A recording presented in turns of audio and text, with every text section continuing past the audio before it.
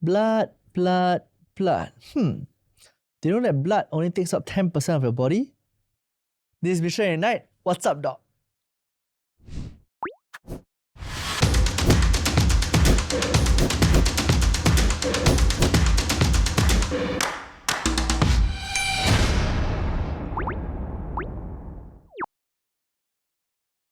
Hi, welcome to What's Up, Doc, brought to you by Mission at Night. This is where we peel back the curtain of medical mystery and dive deep with doctors from every corner of the healthcare universe.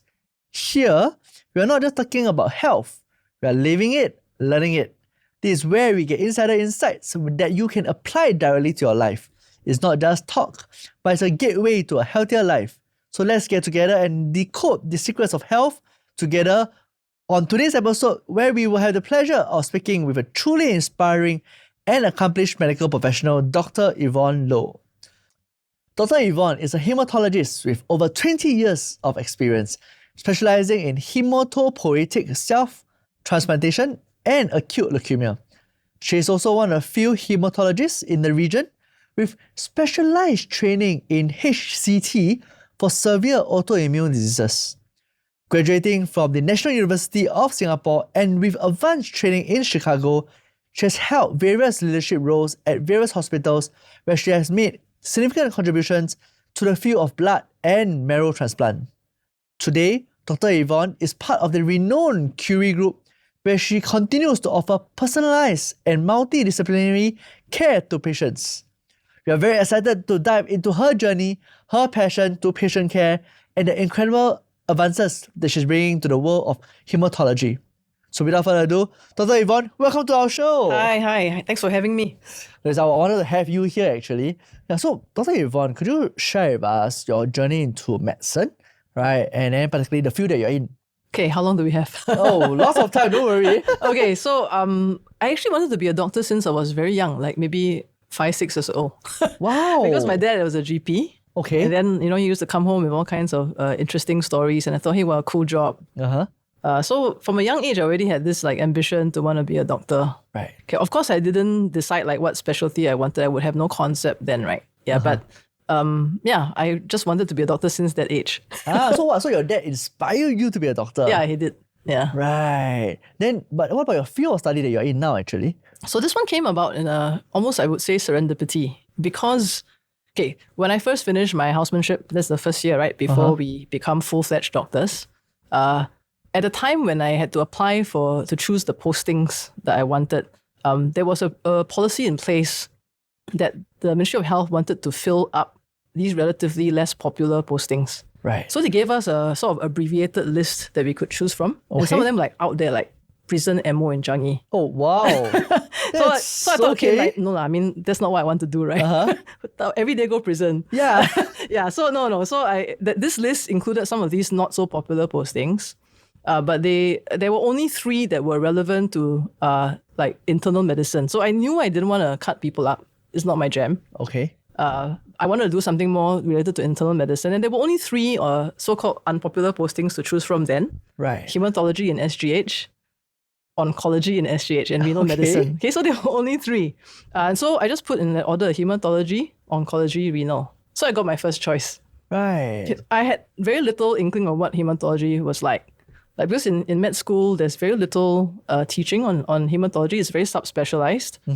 There was just a few lectures, and to be honest, if I just relied on the lecturer, then to be an inspiration, the answer would have been no. What is the other one? Is nobody want to take that out. I mean, I don't reckon that he's the kind that will listen to podcasts, so yes. I think it'll be okay. I'm safe. Okay, but yeah, it was definitely not because of med school, right? So, But when I went there and I did, first thing on the job as an MO, in SGH hematology, I was, of course, quite overwhelmed because it was very complex. Right. And then they put me into the transplant ward. Transplant? Yeah, later we talk more about transplant, right? Okay, so they put me in a transplant ward, and then everything was really complicated. Some patients had problem lists that were 8-10 long, and I was like, oh my goodness, what have I gotten myself into? Right. But I had great seniors. I had very nice registrars and consultants, and many of them are now my good friends. And then the other thing was, I found it was very exciting because it was a mix of advances, new developments, exciting things with science. Right. But there was also a very strong human element. Okay. Why? Because these patients it was a relatively small department. These patients would come in sometimes month after month for their chemo. Okay. And then especially when you have acute leukemia, you often stay in the ward sometimes 3-4 weeks at a stretch. Right. And as the medical officer, you are the first point of contact for these patients. And many of them became like, you knew them like month after month, they come in, and 6 months, you will see them repeatedly. Yeah. And also at the time I was like 24. So they were around the same age as me, like plus minus 10 years. And that was, on the one hand, like you could relate to them. It was also a bit sobering because, hey, these people, same life stage as me, maybe just graduated, some about to get married or planning to get married, things like that. And then suddenly, suddenly you're faced with a life-threatening disease, and it sort of upturns your whole life. And so seeing them go through that, and it was a bit of like, hey, this is real, man. Yeah. There's a certain sobering element, but at the same time, it makes things real, right? So when you get to know them, you have real conversations. Like all the trivial things kind of don't matter so much anymore. Yes. So it was that human contact element that also made hematology appealing. So when you help them through their journey, you go through some of the worst stuff they have been through in their life, and then they emerge at the other side victorious. Then you feel like, hey, you've done something, you made a difference. And at the same time, of course, sometimes you do lose some, and that hits you. And some of those like losses actually inspired me to want to do hematology because I knew that we could do more. Example would be getting to know a patient quite well with AML, like 4 years my senior then. And then we lost her because we couldn't find a donor for her. Right. So things have changed so much now, right? So, but that inspired me to want to see that next time if I do leukemia, I do transplant, I want to be able to help patients like that. So that was kind of what cemented my decision to do hematology. Right. So I heard a few things over there, right? And in fact, the very first question that pops in my head is, why do you think that during that time, right, hematology was unpopular then? Okay, so actually this is very practical. So we have these postings we call Homo postings. Nothing homophobic about that. Okay, we call them Homo because basically as a MO, you have to function as a houseman too. Right. So there's no intern posted to you. So so you've been through 1 year of that being the lowest rung on the ladder. Okay. And now you go back to a posting where you have to basically do all that scut work as well. So in a Homo posting, you are functioning as the most junior doctor in the team, and you're doing the scut work that a houseman normally does, but you also have to do the responsibilities of an MO. Okay. So it's hard work. So that made these kind of postings less popular. Or they could be unpopular because they're in Changi prison. That's true. I think also because at that time, not much was really known about some of these specialties, right? And so as a MO choosing postings, you might not want to do something that you're unfamiliar with, and that sounds really complicated or depressing. Like, oh, everybody goes there and dies. Right.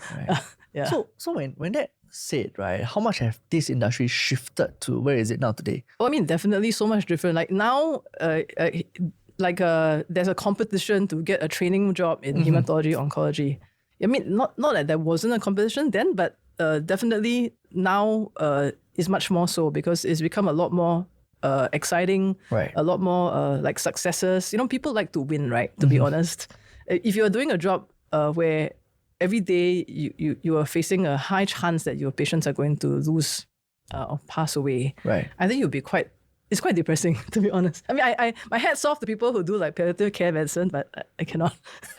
I mean, each of them have their own merits, exactly, right? Yeah. So that said, back to you as well. So I understand that you actually pursued this training in SGH, and of course after that you further your studies in Chicago, right? How did this experience actually enhance your expertise, especially into this is the long word I asked you before the first hematopoietic cell transplant. So to the audience out there, it's a very long word, and as you guys have seen my show, I'm very bad with pronunciation. So hematopoietic cell transplantation, how did that enhance that expertise? Okay, so let's break down that word first that you're having trouble with. So hemato just means blood related. Okay. And poietic is the generation of. So hematopoietic cell transplant is basically we're transplanting cells that generate blood cells. Right. Okay, so hematopoietic cell transplant, or sometimes we call it bone marrow transplant, which is used interchangeably, although to be very semantic about it, it's not exactly the same, but yeah, kind of that's the idea. Okay, so that's hematopoietic cell transplant. I went to Chicago more because, at the time when I was in SGH, I knew I wanted to do transplant. And the head of department then advised, like, hey, why don't you do this very specific type of transplants in autoimmune disease? So Chicago then had the largest experience with a pioneer who had done a lot of these cases. And so I went there to do my training for a year. Yeah. So by then I'd already completed my hematology training. And I just went there for 1 extra year and worked as a fellow. Right. So a fellow is like a registrar equivalent in the American system. And I just worked there as a year to gain experience for this very specific subtype of transplant. Yeah. So to our audience out there, right, as my introduction, right, to Dr. Yvonne, in case you didn't catch it, she is one of the few hematologists in the region, right, with specific training, right, for hematopoietic cell transplantation, right, for severe autoimmune diseases, right, out there, right, especially in this region currently. So that's why I was very, very curious when you specialized in this. And then, I mean, I'm curious as well. Is there any other specialization in the Okay, so in hematology in general, which is the study of blood diseases, so that's a broad thing. And hematologists can subspecialize based on their interests and expertise. Right. So there are some like purely lab-based hematologists. So the job is mainly just to do diagnostics and handle the hematology diagnostics part. Then there are those who do mainly benign hematology and those who do malignant hematology. Right. So benign is like, so the hematology, you might not always have a cancer, so you might just have low platelets because you got some autoimmune condition, or you may have low hemoglobin because you're anemic. Okay, so that is the benign hematology. Okay. And you also deal with like blood clotting or bleeding disorders. So that's the arm that is benign. Then the malignant arm will include things like the leukemias, lymphomas, myelomas. So these are all blood cancers that we are treating. Right. So even though as part of our training in our 3 years before we are board certified, we have to do all, which we do a little bit of transfusion medicine, lab, etc. And then along the way we differentiate and see what we want to do, and also we meet the needs of the department. So in a big hospital like Singapore General, with so many hematology consultants, so they cover the breadth of the various subspecialties. And so over there, when I was there, I had a privilege of training there in the biggest department. So I was exposed to the whole breadth, and then I kind of focused in on what I was interested in, which was acute leukemia and transplant. Right. So the audience out there, right, in case you also didn't know, right, so Dr. Yvonne here, right, also set up the HCT program. I'm going to use it HTC right now, right? Okay. Yeah, easier, it's so right? much easier, right? At Raffles Hospital as well. Yeah. Right. I'm curious because I think when I was looking through your resume, your career span is actually very, very rewarding, right? There's so much depth in your whole I thought you were going to say career. long, then I feel really old. No, it's the experience. No, the expertise is so well defined, no? So I'm very curious in your career, what's the most rewarding and challenging aspects, especially when you set up certain programs out there? And I also understand that you are certain ambassador of certain programs as well. And Oh, I think you're referring to like bone marrow donor program. yes, So that was before. Okay, so we can talk more about that. Yeah, so there's a lot of things that you have there, but I just want to ask in general, your career, what was the most rewarding actually? I think it's hard to pinpoint one specific thing. I think in general, what is the most rewarding thing is when you help patients go through a terrible disease like leukemia. So acute leukemia is fatal within 3 or 6 months to 6 months if it's not treated. Right. That's the kind of urgency that we have in treating the disease. Okay, but then it's potentially curable anywhere between 10% to 90-something%, depending on the type of leukemia you have. Okay. Okay, so being able to help patients go through that journey, right? And then, especially when they are able to go through a blood stem cell transplant and get out of that and then go back to like normal life. So so for example, some of the patients that I treated when I was still in SGH, I have had patients that have come back so they're still on follow-up with me. Some of them come back like more than 10 years after their transplant. Oh, now they're married with kids, right? Or they come back and then like I had someone that I think I transplanted when she was maybe 16, and then then now she came back and she's got her PhD, right? Like wow, I helped make that happen, right? Yes. Or I've attended weddings of patients that got married some years after they were well. So these things kind of make me feel like I was able to help them get to that life stage, and where before there was a chance that maybe no hope, now they're like this, right? So that is super rewarding. Right. And then of course I like dealing with complex life-threatening disease. Okay, I don't know whether it's like some savior complex, but then I'm very bored when things are.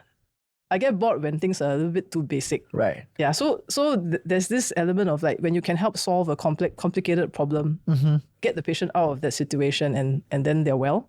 Okay. That's super rewarding.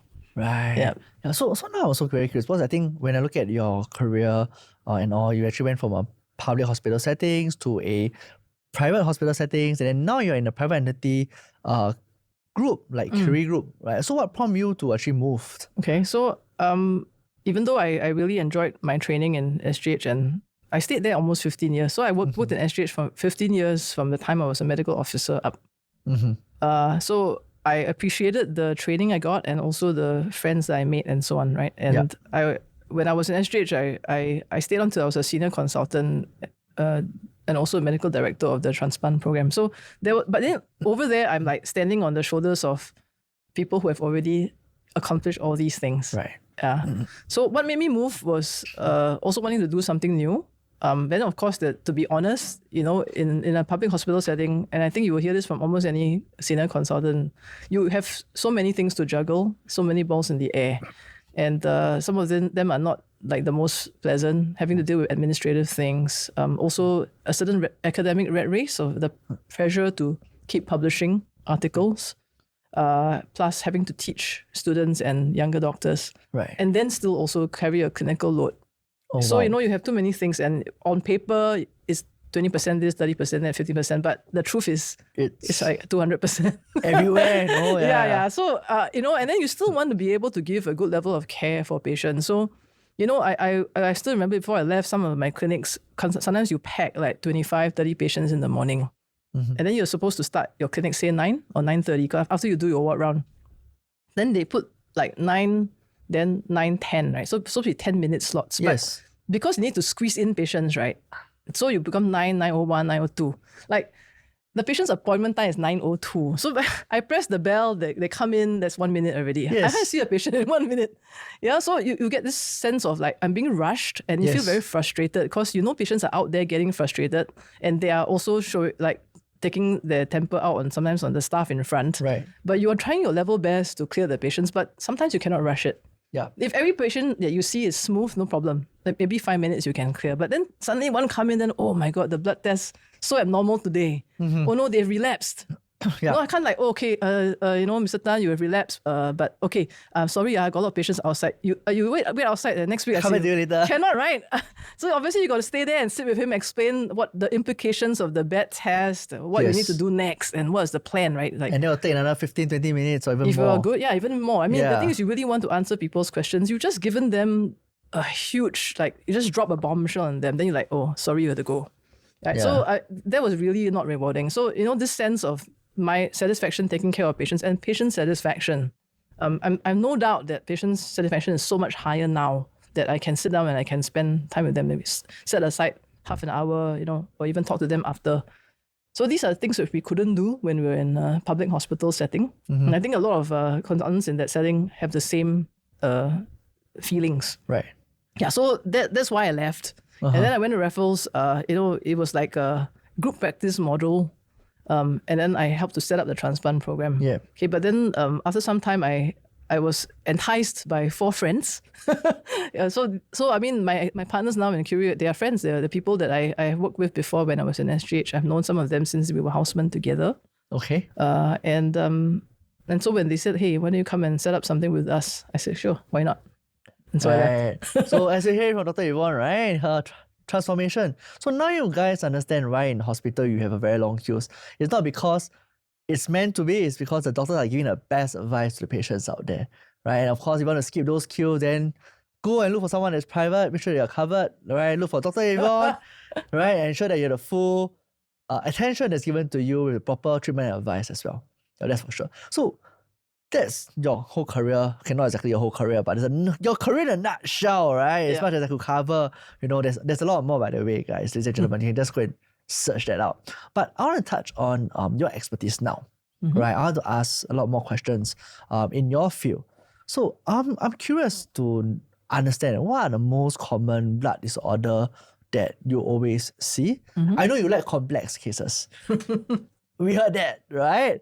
But I'm curious the common one first, and then before we actually head on to the more complex situations. So one of the commonest referrals I get for GP cell screening is someone with a slightly low red blood cell count or a low platelet count. Okay, so just to put things in perspective, so if you look at your full blood count report, there are three broad groups of cells, right? The white blood cells are the part of the report that these cells are the ones that are responsible for fighting infections.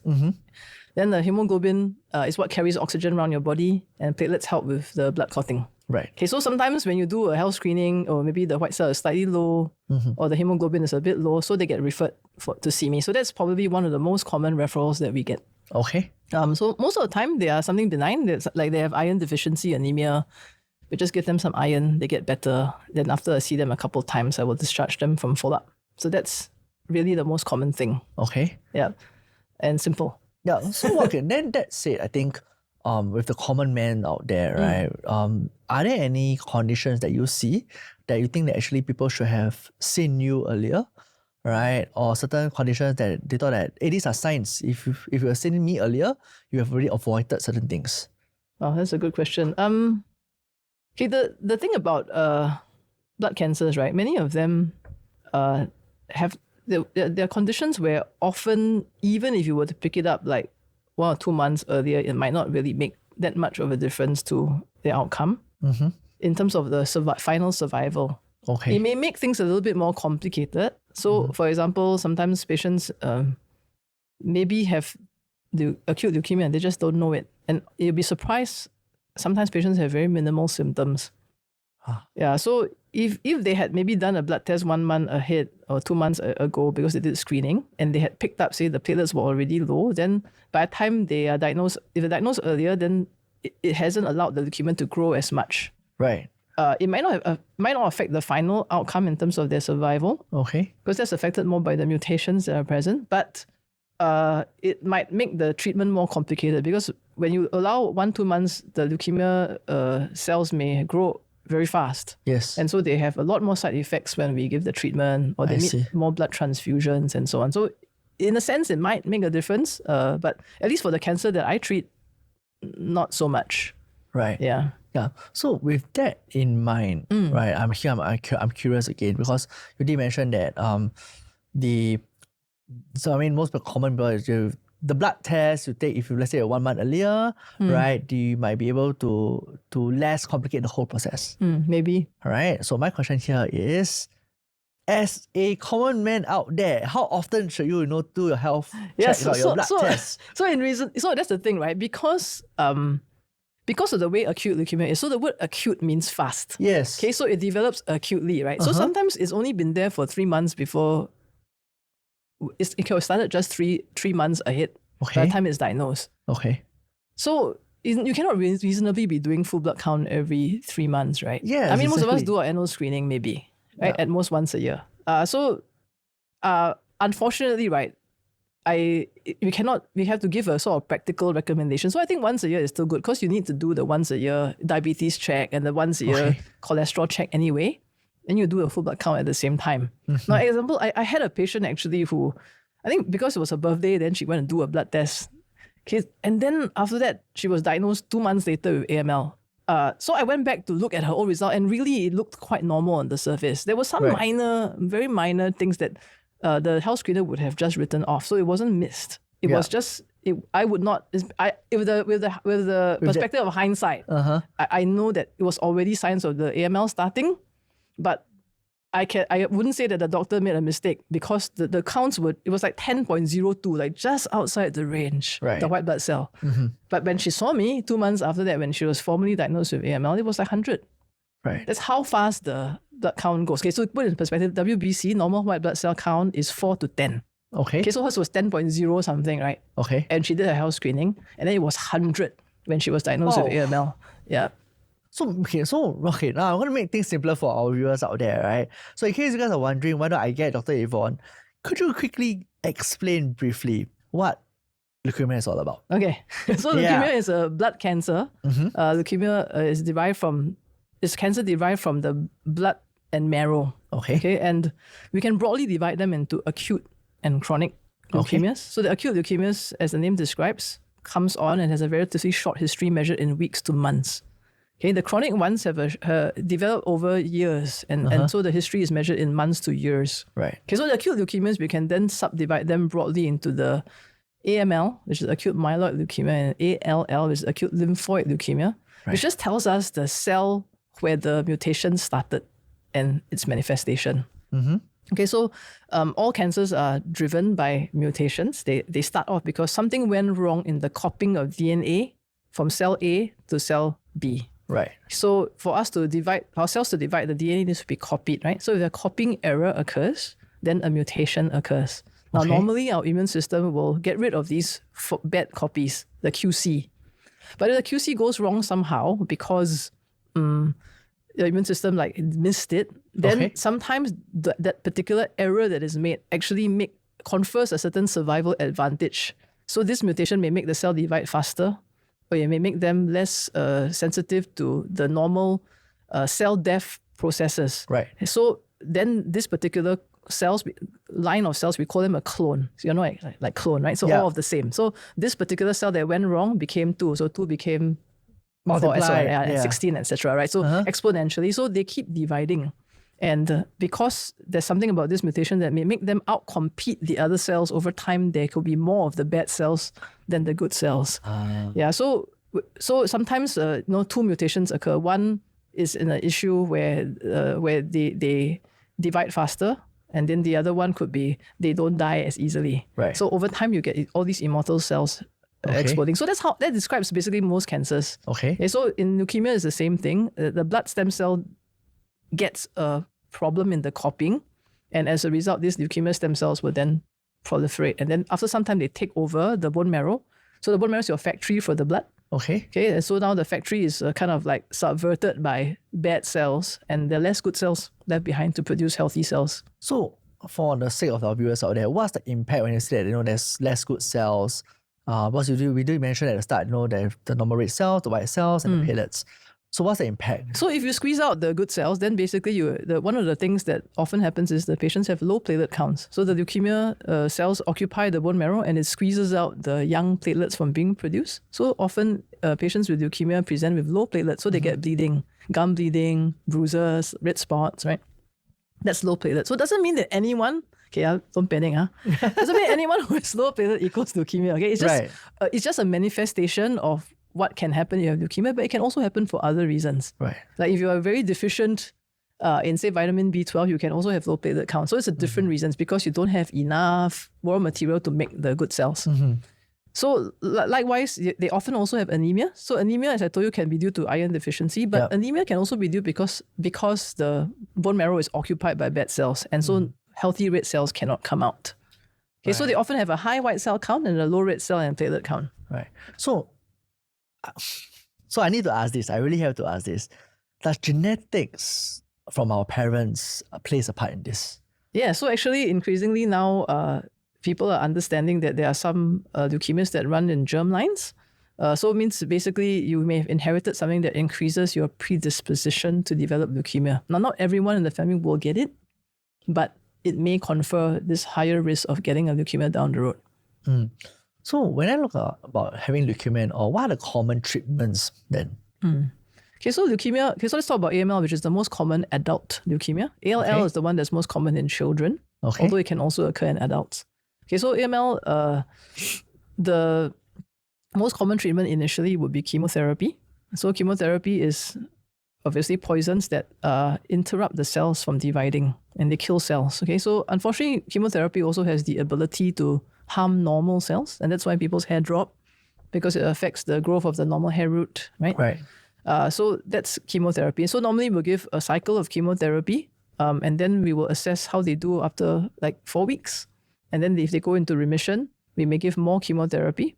And then what happens next depends on mutation. So as we talked about how mutations drive cancer, so we have some known mutations, like some 30, 40 different type of mutations that can be seen often in AML. And based on large databases of how these patients do, we know that if patient has this particular mutation, for example, they tend to do really well. Right. And so the cure rate can be as good as like 70%, for example, with chemotherapy alone. So they belong to a good risk group. Then there are those who have mutations that unfortunately make the cells very resistant to treatment.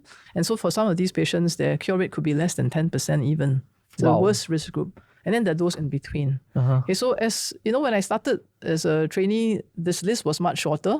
And then along the way, as we have sequenced the human genome and all that, we have discovered more and more mutations and also seen their clinical behavior, which allows us to pigeonhole them.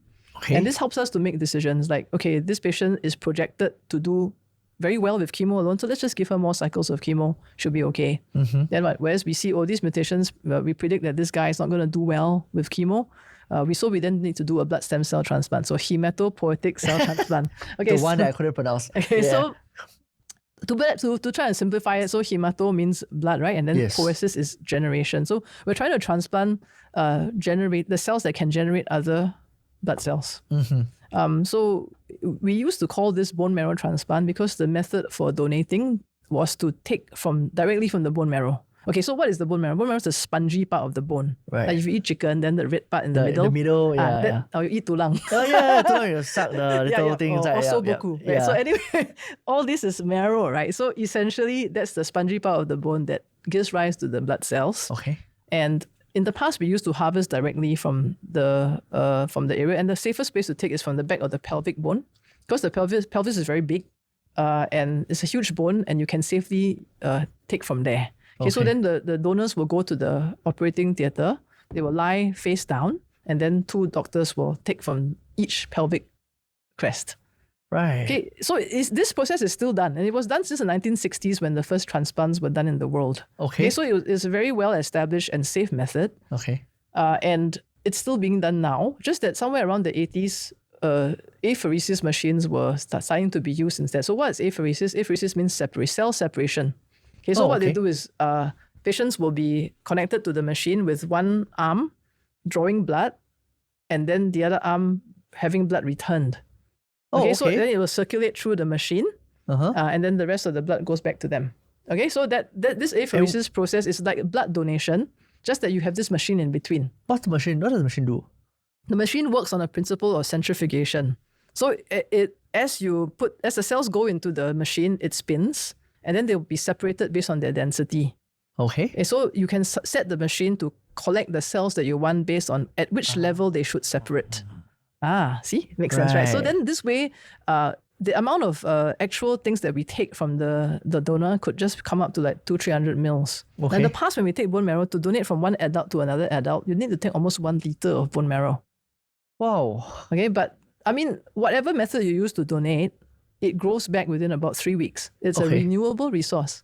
Okay, but this method where we donate from the arm, it's very similar to blood donation. The only difference is that we have to give the donor some injections to boost their white cell first. Okay. So that when we make the white cell count higher, it's easier to collect the cells that we want. Okay. And the second thing is it takes more time because blood donation you can get done in 15 minutes maybe. Stem cell donation, you probably need about 5 hours or so. Yeah. Wow. But then the donor is usually like in the hospital and comfortably in the bed. Yeah. This is a 1 level up or maybe 2 levels up from our normal blood donations out there. Yes, but the process, and the cool thing is that it's a renewable resource. So whatever you donate, within 3 weeks it grows back. There's no permanent loss to you at all. Okay. Yeah. Right. So actually you asked me about whether I was an ambassador for. So I used to belong to this organization called the Bone Marrow Donor Program. So I used to sit on its board. Okay, but after some years of serving, I stepped down to make way for new blood. So the Bone Marrow Donor Program, it is a charity. Yeah. I just want to say she really used step down for new blood. That's a good pun to that. But yeah. Oh, I didn't say that. Good one. Pun not intended, but okay. So the BMDP, they're a charity, right? So they run Singapore's registry of local donors. Okay.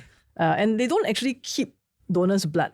What happens is that they just recruit a potential donor by doing inner line cheek swab from the inner lining of the mouth, and then they store the tissue type of this donor, a potential donor rather, I should say, in a database.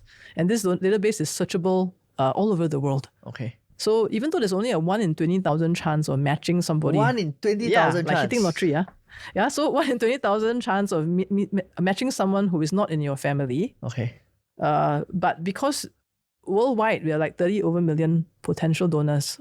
So in this large community of potential donors, you still have a chance of finding a donor that matches you. And, we do unrelated donor transplants every day. So it's a testament to how successful that program works, because we're all part of this community of humans, right? And you're just helping someone who is all the way in the US. Right. Yeah, your long lost brother or sister that met you there. Yeah. So when you talk about all this, talk about bone marrow transplant, talk about blood donation, talk about the blood cell donation. I have a myth that I want to ask, right? Is it painful, especially for bone marrow transplant, right? Because what we heard from the horror stories, the person must be awake, when they got the bone marrow, things like that. Okay, so no, it's a myth, right? So you always watch this. I can't remember what I watched, but wow, I was so like triggered. Some Taiwan drama. Well, there's no facts to that, right? When the donor's like screaming and you're harvesting from them, like wow, no, that's never done. Okay, so you're either put under general anesthetic if you're donating from the bone marrow. Okay. Or you're given at least a partially numb from the waist down, so you don't feel it, and sedated. Okay, so first of all, so no, it's not painful. After you wake up from the anesthetic, you might have an achy feeling, and people describe it like you did lots of deadlifts. Very sung lah. Okay, that's it. Okay. So that's what, and then maybe it lasts for a couple of days, and then it's okay. Now, if you're donating from here, then it's like if you donate blood before, then basically you're just taking blood with a very big needle. It is bigger than the normal needle, okay? But once you put it in, you don't feel it. And then after you take it out, maybe you have a little bit of bruising there. Right. Okay, so no, it's not a painful process for the donor at all. Yeah. So what about the patients? How the recovery process like for the patients? So that's a good question. I mean, the bone marrow transplant or the blood stem cell transplant is... I always tell patients that when we start the process, we are embarking on like a marathon. It's not a sprint. Okay, so what happens is, in order for us to let the transplant happen, we have to first give the patient some chemotherapy.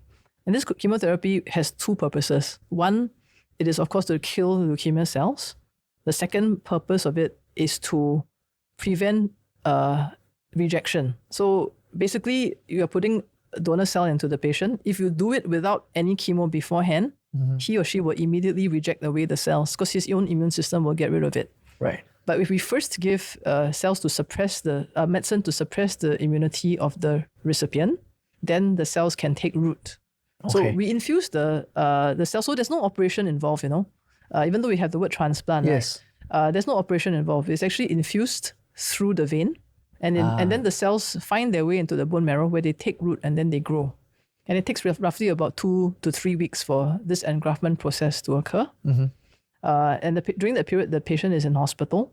And because we have given them medicine to suppress the immunity and make their blood counts fall, they are very vulnerable to infections. Okay, so they have to stay for that 3-4 week period until the blood counts recover and any infections that occur are tackled.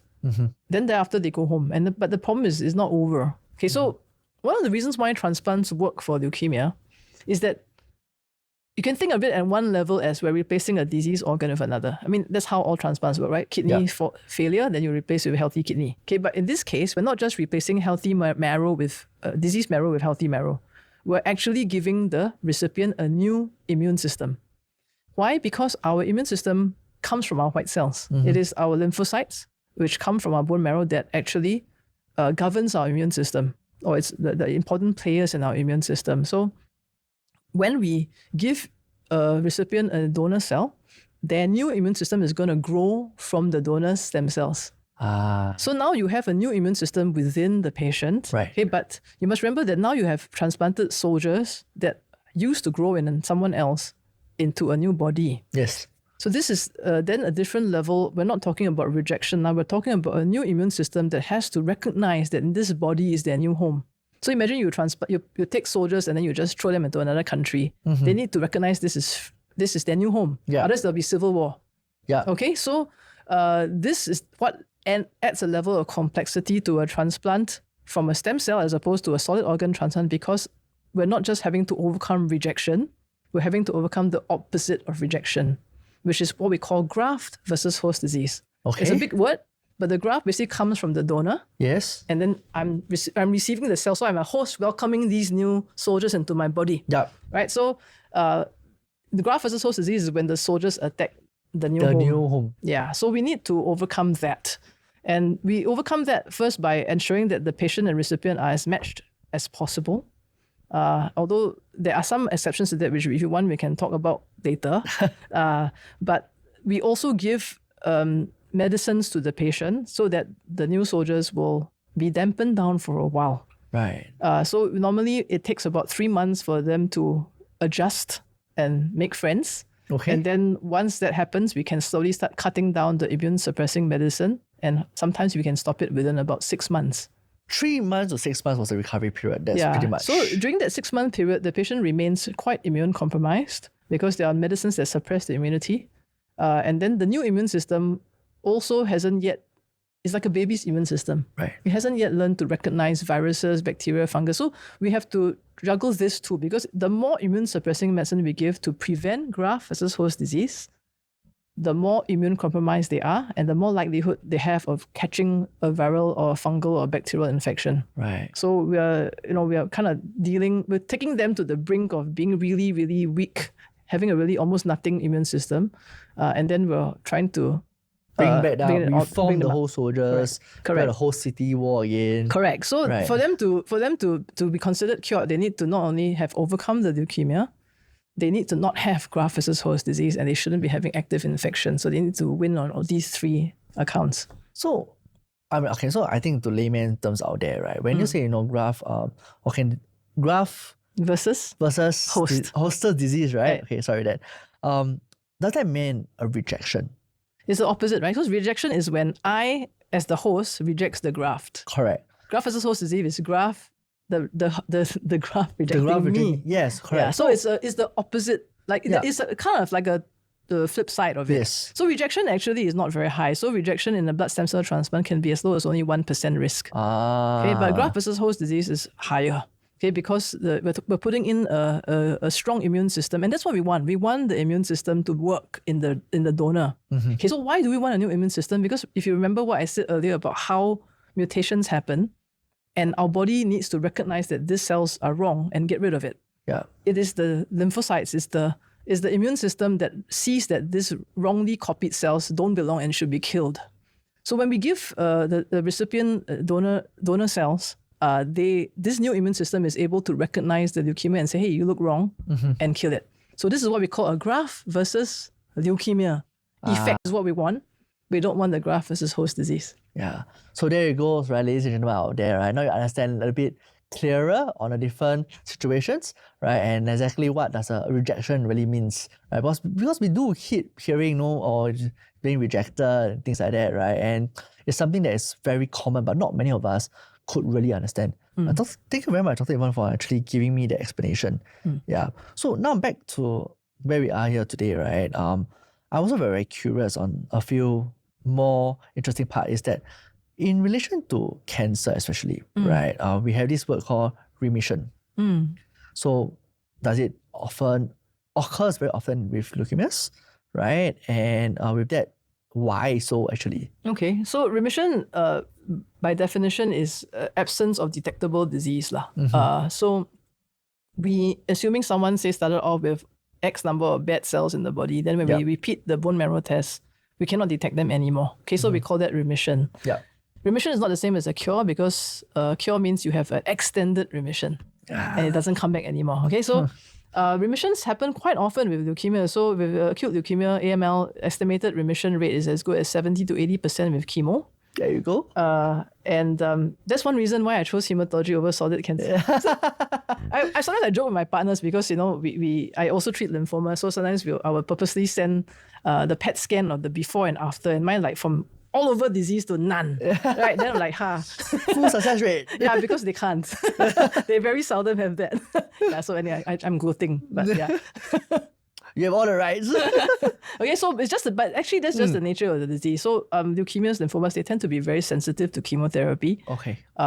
It varies. Right. Okay, so in fact, one of the coolest things about hematology is that one of the first purely targeted therapy for leukemia, for cancer came in leukemia. So when I was a trainee, there was already this particular drug. Okay, we call it ETRA. So in the 80s, it was already discovered. There's a subtype of AML called acute promyelocytic leukemia, APML for short. And it used to be like 30% of patients would die during the first round of chemo because when you give normal chemo, these cells burst and it triggers a terrible bleeding within the patient because it contains these toxic things in them that triggers bleeding. Okay, so patients used to die during the induction because of this. And then they discovered that using this drug, just a tablet, they could cause these cells to mature. So these immature cells, so leukemia cells are immature blood cells. They can shift them from being malignant cells into maturing into normal neutrophils. Okay, they still have the mutation that makes them malignant, but they now behave like more normal white blood cells. Okay. And so when they give this treatment and then they give chemotherapy, you no longer have the bleeding complication. So this targeted drug plus chemo was able to cure 85% of. So from having a death rate of 30% of patients in the first month, you now could cure 85% of them. Yeah. And then they went one step further because later on they discovered that another drug combined with this, not even chemo, so two non-chemo drugs together, now we're achieving cure rates of 95% and above. Wow. Which is unprecedented. There's no other cancer that's gone through the whole, because blood cancers are throughout, right? They're disseminated in the whole body. And yet you're curing 95% of them without them losing the hair. Wow. Wow. So is that why you actually venture into HCT and all? I mean, it's why I did hematology. Like I thought it was so cool. I had this targeted thing. I mean, the patients, who can say they have a 95% cure rate, right? It's a very high cure rate. Yeah, exactly. And then, the small molecule drugs. So they have these designer drugs that knowing the mutation, you design a drug just to fit and get rid of it, right? So CML is one example. So the first small molecule targeted agent was for a leukemia, chronic myeloid leukemia. Right. And this was approved in Singapore 2001. So I think globally, like 1999 or so, it was available. The first drug. And ever since then, there are many of these small molecule drugs that are present in many other cancers. Okay. But it was first described in CML. Right. And I still remember the date because the year I became a registrar in hematology was the year the drug was launched in Singapore. So the first commercial drug launch I went for as a registrar was of this drug. And it completely revolutionized the treatment of CML. So now it's like one of the most curable cancers just by taking a oral targeted agent. Wow, this is amazing. Yeah. Right, so to those people out there, right, in case you realize that you have something and then you start to lose hope, right, there's a lot of hope, right, to gain back your life. So don't lose hope with that. Yeah. So back to you, Dr. Yvonne. I mean, I've heard so much, right? In fact, I hope I could extend this whole recording so that I can capture a lot more of your expertise. But I want to hear one last thing before I talk about other topics like finances and what's not. I understand that for HCT, you're only a few doctors in the region. Why so? No, this is, okay, I need to make that clear. I'm one of the few transplant doctors who were training in for transplant and autoimmune disease. It's a very subspecialized thing, okay? So autoimmune diseases, as you know, is basically the patient's own immune system attacking them. So somewhere around the 90s, people began to do some research to see whether they could try to reset the immune system to recognize their own cells and stop attacking itself. Yeah, so that's the one that we mentioned at the start. Yeah, so right. Chicago was one of the places where they did the first cases. They did transplants for things like multiple sclerosis. They did transplants for systemic lupus erythematosus, so SLE, right? So all these things. And they were taking some of these worst patients and then they were able to save their lives. So the success rate was not fantastic for SLE, like maybe 2/3 of patients would, but then these patients had failed many lines of therapy before they took part in these clinical studies. So I was sent there to learn from their experience. So right now, at least to my knowledge, there are not many other people that still do these transplants, at least in the region. Right. So for MS, it's a recognized potential, even, dare I say cure? Because the patients go into long-term remission with it, right? But for some of the other autoimmune diseases, because the science has advanced a lot, and there are many more targeted agents in rheumatology, it started off in oncology and hematology actually, but now they're being extended and also being used in rheumatology. So the number of patients that actually do need to come for a transplant now are less. And it's okay. I think it's good when patients have a safe and effective therapy rather than have to face the rigors of a transplant. But occasionally I still get referred patients that the rheumatologists say, hey, we try everything, we cannot. Then that is where your complex case comes in. Then I will do it, But these patients are not easy because they often already have been hit so hard and they have so many organ issues. It's something that I still do sometimes. So there you go, ladies and gentlemen, right? Why I asked that question, because I wanted to show you guys, right, the amount of expertise and depth, right, that Dr. Yvonne has. So now I want to talk about something to us, as commoners, right? When we hit such sickness and all, we're always curious. We also like, when we heard about, okay, I got leukemia, I got certain things, that's it. My life is set. I will have a big bill to pay. How true is that? I think it is not untrue.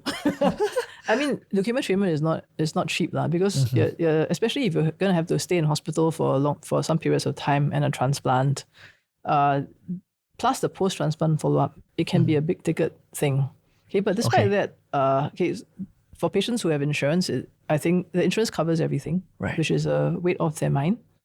For those who don't have insurance, if you are a Singaporean and in a restructured hospital, then the government will cover because it is a life-saving and it's backed up by data that is highly effective, right? So they will cover. Now we have a number of patients, especially like in private practice, that come from overseas.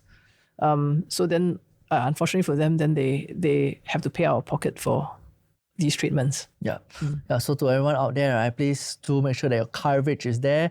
If not, please seek for someone who can actually give you the advice and ensure that your coverage is there. You never know what will happen, So now that you are with Curie, right, I want to understand a bit more with Curie itself, how does it actually help you with your patients?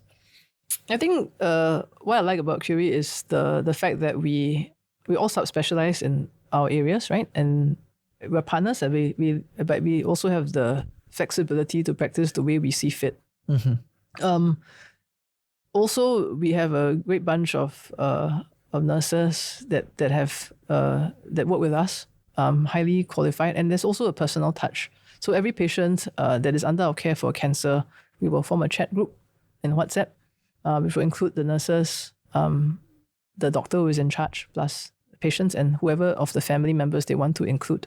So this allows us to disseminate information from simple things like, your appointment is what time, to sometimes they have questions about it, and then sometimes we'll just forward them the blood test results. So this gives us the ability for them to feel like they can get access to us easily. We can answer their questions. We can attend to their needs. So my patients, most of the time, especially when they're on chemo, they have my number. And if they need treatment, if they're unwell, they just call me. And then sometimes we need to be hospitalized. We'll just arrange that. Right. So in case you guys are wondering, right, because I had a chat before with Dr. Yvonne before this whole recording starts, right? And she was telling me that, hey, during this recording, I might need to break a while because I might need to answer a phone call. I have a patient coming in, right? And I realized that where she is right now is actually a very personalized touch, right? And I thought that it's actually a very fantastic way for me to actually ask you so that we can show to our audience out there, right, of the impact that you are actually giving to the patients, because not many patients out there will feel that the doctors are actually caring for them, right? Or even for the matter of fact, nurses are caring for them, right? And I thought that actually this is actually very, very powerful, right, in the place where you are now.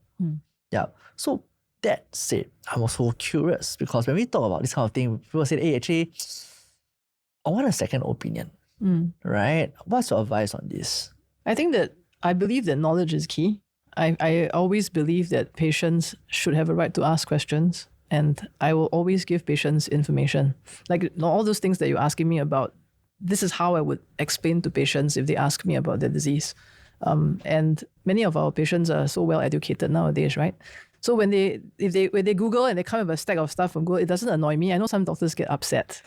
Okay, but to me, you have done your research. I'm just here to help you see whether or not what you're reading is correct or not, or to interpret it in the correct context, right? Yeah. So I think that patients who want to seek a second opinion, I'm okay with that. No? So if I've diagnosed a patient with leukemia and they want to see someone else to just reassure them, and quite often it's just the person that they see has the same opinion as me, quite often. Like, unless it's totally different, right? Then sometimes they got to see a third tiebreaker. Okay? I've also likewise been consulted as a second opinion for someone else, right? And I mean, I as much as possible, as long as it is in line with what is true, I will just give my opinion. And I won't like disparage the other colleague, like, hey, why he treat you like that? That's not professional, okay? But, Right. But I will just give my opinion. If it's the same, I will support his or her opinion. If I have a differing view, or if I think that there's another approach to it, then I will just share that, right? But I think sometimes patients, when you're faced with a life-changing thing, right? One moment you are feeling okay, or you just went for health screening and boom, you got AML. Yeah. I mean, I can understand how shocked patients are. And sometimes I'm amazed at how stoic my patients are sometimes. Maybe it's an Asian thing, is it? But really, you'll be surprised at how seldom, right, I have patients like break down in the room and like just cannot tahan. Right. No? Very seldom, no? They probably break it down, then outside when they come to you, then they're more calm. Yeah, correct. They've done that before that. Or they do that after, right? Yeah. Because they don't really know me yet, right? But I respect my patients tremendously, like how stoic they often are and how they are able to cope. So I believe in giving them knowledge. There's some patients that want to know everything. They love, like, when I explain, because I like to explain things mechanistically, because that's my personal bent. I like to know how things work, and I like people to understand how these things work. Okay, but sometimes patients don't want, don't tell me so much. So technical, yeah? They just want to hear the nutshell, like, okay, 70% chance remission, 5% chance, how many percent chance relapse? Yes. They just want the thing in a nutshell, right? Yeah, they don't want to think of that and that's it. So I take that guidance from them. But I think a lot of patients, especially the patients who are like maybe in their 30s nowadays, well-educated ones, right? They want to know why, right? And they have access. They can chat GPT, you know? Yeah. They can, or they can check Google, So, So with that said, I think at the top of your field right now, right? What do you think are the future medical advances, right, in this specialty that you are in? Okay, I think a lot of it is if you heard this buzz around immunotherapy and CAR-T, like even in the papers came out a few days ago, I think NUH had some great successes with their TALL program. So CAR-T is, or immunotherapy or cellular therapy, these are all things that are the next wave of advances. So when we used to have like monoclonal antibodies, we're using that to like immune system to fight. Now we're talking about taking the patient's own cells, teaching them, training these soldiers to fight the cancer and then putting them back in. So this is the next wave now. So already used widely in lymphomas and leukemias, ALL, okay? Not yet prime time in acute myeloid leukemia, not yet prime time in solid cancers, but definitely getting there. Yeah. So to all audience out there, right, something that if you are keen on, you can do a little bit of research on it. Yeah.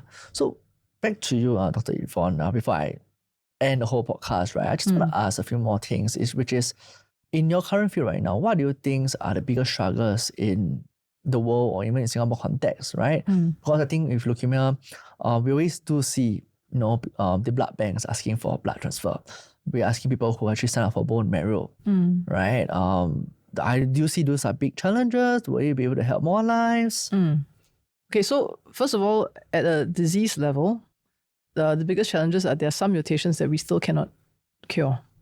So I told you that the range of cure could be as low as 10%, right? So that 10%, sometimes maybe even less than 10%, is a particular mutation we call P53. Right. So P53 is a mutation where the cells just don't get killed by anything. And even all the clinical trials, people have tried like magic bullets here and there, it just hasn't worked. So, if the patients have this P53 mutated AML, it's quite sad because, it's like almost nothing works. Right. So that's an unmet need.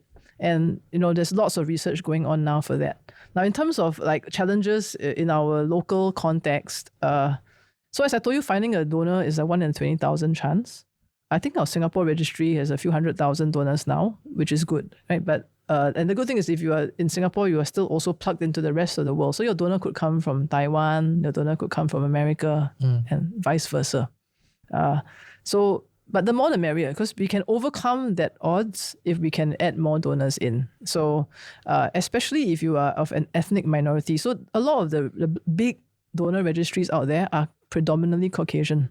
Right. So if you're a white person in US needing a donor, almost 90% of the time you can find one. Okay. Within America or like the big European registries. Okay, but if you were Hispanic, for example, also in the Singapore context, unfortunately, if you are Malay or Indian, you have a lot harder to find a donor because there are very few Malays on the registry. Singapore is the biggest population of Malays in a registry already because Malaysia doesn't have a registry. Right. Indonesia doesn't have a registry. So you tend to find a match within the same ethnicity. Okay. So it's not racist, it's just genetics. Yeah. Okay, so we need definitely more minorities to join the registry and sign up. Okay, so sign up. BMDP should thank me. Yeah, man, you guys should sign up, man. You never know what will be saving a life, or maybe someone will be saving your life. Yeah, then donating blood. So blood is a renewable resource, but it's a precious resource. It's not just the leukemia patients that need it. People who go for surgery, who have accidents and all that, they also need blood, right? So they donate. So those who are regular blood donors, kudos to you. You can donate every 3 months, right? Or if you donate platelets, even every month. These are always good. And Singapore is a great blood bank, right? With high standards of cleanliness and all that. Right. So my final question to you, Dr. Yvonne, before we end this podcast, right? Is there anything that a common man could do to keep themselves or their blood healthy for the matter of fact? I think a healthy lifestyle applies to everybody. I mean, that's good for all things, right? Prevent your risk of heart disease, prevent your risk of diabetes, right? So eating healthy, exercising definitely helps. Reducing stress, because I think all these things contribute to getting cancer. Yeah. So once again, Dr. Yvonne, thank you very much for joining us today, right? And sharing with us your wealth of knowledge and experience. Your dedication for advancing hematology and providing compassionate and personalized care is truly inspiring. I'm very sure that our listeners out there has gained valuable insights, not just into the world of blood, health, and transplantation, but also how important is it to approach complex medical journeys with some hope and understanding. We appreciate all that you do, and we do look forward in seeing your continual impact at your work with Curie Group and beyond. So once again, thank you very much for joining us in our show. To our audience out there, remember, every day is a chance to turn knowledge into action, curiosity into healing. So until next time, keep questioning, keep healthy. Hi guys, thank you for listening. If you like what you have just heard, follow us for more content like this.